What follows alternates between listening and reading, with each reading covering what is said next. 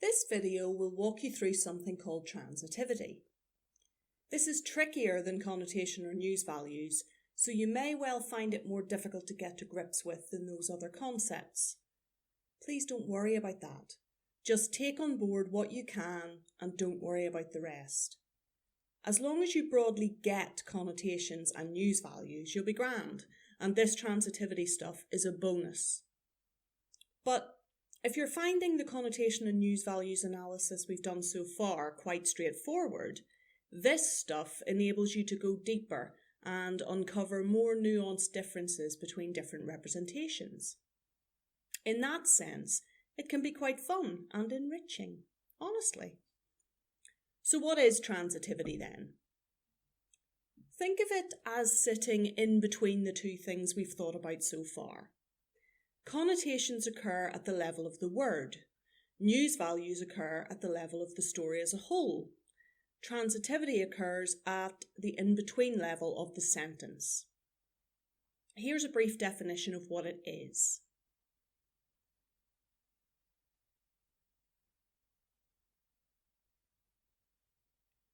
Transitivity is all about the actions in a sentence. And in that sense, it's a lot to do with the verbs. It's about seeing whether we can attribute actions to specific people and how active or direct those actions are. When we're thinking about how individuals and groups are represented, transitivity therefore has implications for how clearly the reader can understand what happened in an event, or how specifically accountability or responsibility is attached to a person.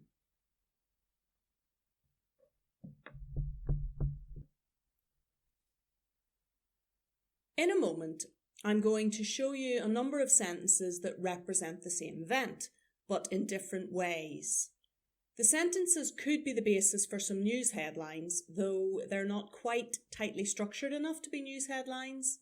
I have presented them in fuller sentences in order to more clearly illustrate how transitivity works. When the video reaches this sentence list, I'd like you to pause it, read the sentences, and ask these three questions of them. Who is responsible for the action? How clear is that responsibility made? And can you work out how grammatical choices come into these different representations? You might want to quickly jot down these three questions, or you could just skip back in the video to remind yourself of them when the time comes. When the sentences appear, pause the video on them until you have fully thought through the three questions. In a moment, I'll talk you through my analysis of them. But as always, the more time you spend on your analysis and the more you resist the temptation just to let the video play through to what I'm saying about it, the more you will develop and reinforce your own learning. So, how did you get on? Take a few notes as I talk through my analysis of these. Pause the video if you need to as you go. The first sentence, looters stole £1 million worth of goods from company X, is in what we call active voice. This basically means that we can clearly see one person or thing doing an action to another person or thing in a straightforward way, or in this case, a set of people. The looters stole from the company. In this sentence, the responsibility very clearly lies with the looters. Did you notice that in the second sentence, £1 million worth of goods was stolen from company X by looters? The different actors have shifted around in the sentence. The looters are now at the end of the sentence, which backgrounds them a bit. This sentence is written in what we call the passive voice. We can still see where responsibility lies, but it's not quite as in our face. It's kind of toned down a bit. Let's move on to the third sentence. £1 million worth of goods was stolen from company X. Did you notice the key difference between the second and third sentences? The by looters has been removed, So we no longer have the information about who is responsible for the action. This is to do with how the passive voice is formed in English. When you put something into the passive, it is grammatically fine to either retain who did the action, the by clause as it's called, or to remove it. This isn't possible in every language. You can therefore see the possibilities for someone to purposefully structure a sentence in a way that removes responsibility for strategic purposes, which we'll come on to discussing later. And now finally, the fourth sentence. There has been a burglary at Company X. In this sentence, the responsibility is even more unclear than it was in sentence 3, isn't it? Or rather, it's expressed even less actively or directly. If you think about it grammatically, the verb to steal has disappeared completely from the picture. Instead, we read of a burglary. This type of construction is known as nominalisation, where you take something that would be most simply expressed as a verb clause, like looters stole things from a company, and make it into a noun. A noun is a static thing, so there's less action. In fact, there's no action. This too can be useful to anyone who is strategically trying to make responsibility a bit more opaque than maybe they should. And again, we'll come on to that in a moment. So how was that analysis for you? You might have followed absolutely everything that I said, and you might have noticed it all by yourself when doing the task. Or, to use a good Northern Ireland phrase, your head might be melted by it. Most of you are probably somewhere in between. Being anywhere along that continuum is absolutely fine. If you find it difficult to understand the grammatical points, but you can observe the differences in responsibility between the sentences, that's absolutely grand.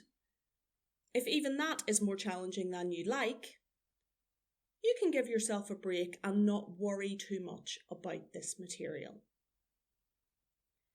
The connotations and news values that we talked about in the last video are the absolutely key stuff. So if you've got your head around those, you're grand. I'd like you to try now to apply some of this transitivity stuff to the two headlines you chose when working through the representation and news values video. Pause the video on the instructions until you've completed the task. I hope you found that applying the ideas to your own choice of headlines helped you to reinforce your understanding of the material. That's the pedagogical idea anyway. You might be wondering whether any of this applies to written communication other than news stories. It absolutely does, and I gave you a few hints at that earlier on.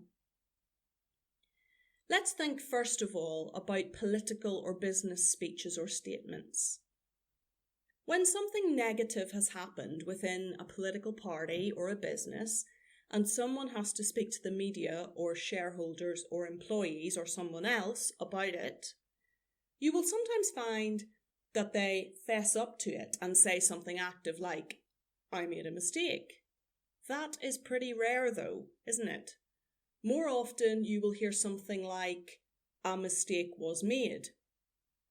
What is the difference between that and the first version? "A mistake was made" is in the passive voice, isn't it? And it removes that by clause. You never really hear someone say, "Mistakes were made by me." So it lessens responsibility or accountability a little to allow the politician or business owner to save face, or to fudge the truth, depending on how you look at it. You might also hear something like, "There was an error of judgment." Can you see that that's another example of nominalisation? The verb to make has been completely removed, so no one is actively, or indeed even passively, making the error. As an aside, error carries slightly less negative connotations than mistake, doesn't it? So word choice is key here too. And it's not always about employing transitivity to lessen the force of something. Sometimes it's about using it precisely to strengthen the force. Think about the taglines of some of Generation Z's favourite brands. What do they have in common in terms of how their taglines are grammatically constructed? Do you notice anything?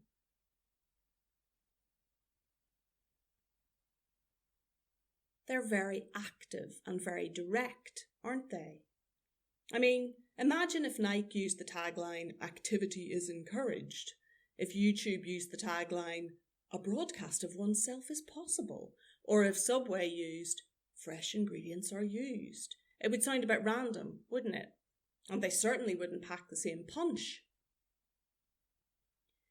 If you're really getting all this stuff, you might be saying, wait a wee minute, Anthea, those constructions are different from all the ones we saw in the earlier sentences. And you'd be right. These are not simply active constructions. They are what we call imperatives, which request or order someone to do something.